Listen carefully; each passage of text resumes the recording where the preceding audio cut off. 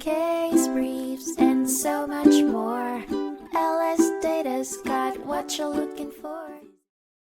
In 1956, the Springfield Court of Appeals heard the case of Hatcher v. Hall, which centered around the question of whether a person who purchases a property without knowledge of legal agreements attached to it should be bound by those agreements if they were not publicly recorded at the time of purchase.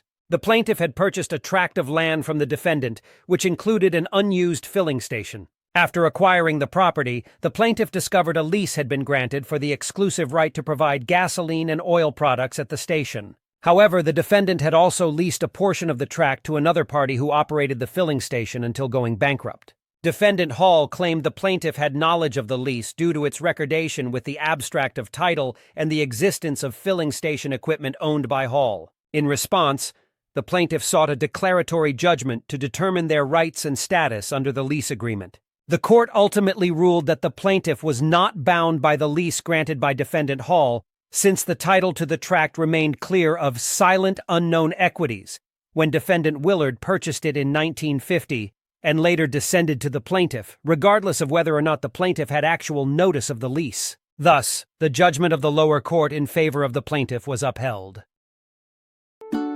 Case briefs, and so much more. LSData's got what you're looking for. Visit lsd.law, elevate your mind.